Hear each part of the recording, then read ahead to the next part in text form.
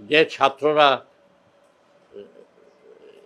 এই যে গণ অভ্যুত্থানের নেতৃত্ব দিয়েছিল, তারা পরবর্তীকালে এখন একটা দল করেছে। এখন এই দল যে তারা করবে, এটা একটা স্বাভাবিক। যারা এত বড় একটা আন্দোলনের নেতৃত্ব দিয়েছিল, এই আন্দোলন শেষ হয়ে যাওয়ার পর তারা যে বসে পড়বে, এইটা তো কোনো স্বাভাবিক ব্যাপার না। তারা নিশ্চয়ই তাদের একটা কার্যক্রম বজায় রাখবে, এবং সেটা করতে গেলে তাদেরকে একটা পার্টি করতে হবে। এটা মোটামুটিভাবে একটা ধারণা করা ছিল।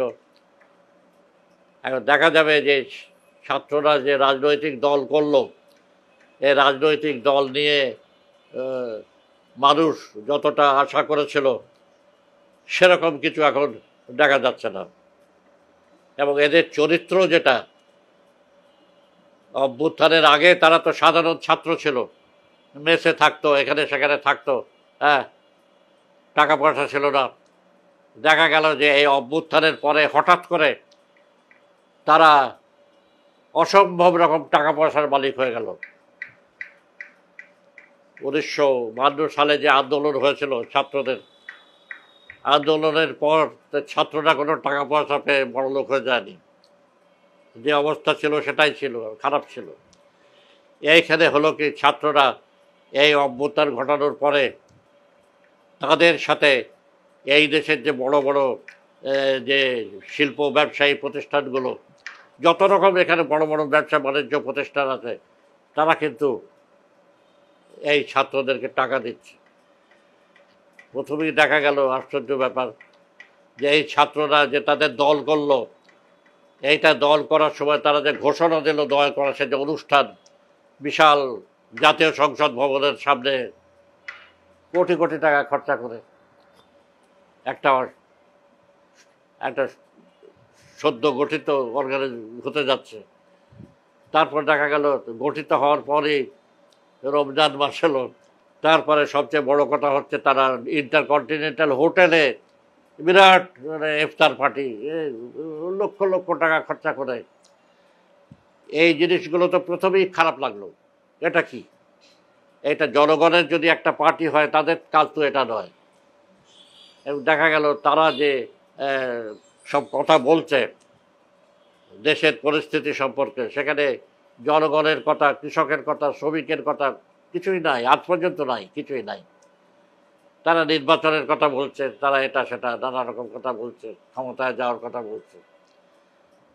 করে এখন যে জায়গায় তারা এসছে, সেখানে দেখা যাচ্ছে যে এরা একটা অন্যান্য যে সমস্ত পার্টি হয়, সেরকম পার্টির মতোই একটা পার্টি, বলা চলে এক ধরনের দক্ষিণপন্থী পার্টি। যেটা আশা করা গিয়েছিল যে এই সমস্ত যুবকরা একটা দল গঠন করে একটা নতুন উদ্যমে সেখানে একটা রাজনীতির মধ্যে একটা পরিবর্তন নিয়ে আসবে, সেরকম কিছুই হলো না।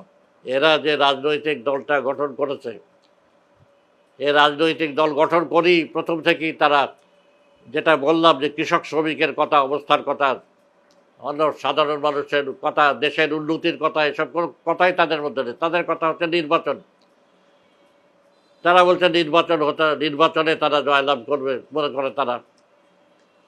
তাদের লোকজন ইতিমধ্যেই বিভিন্ন নির্বাচনী এলাকা নিজেদের জন্য ঠিক করে দাঁড়াবার।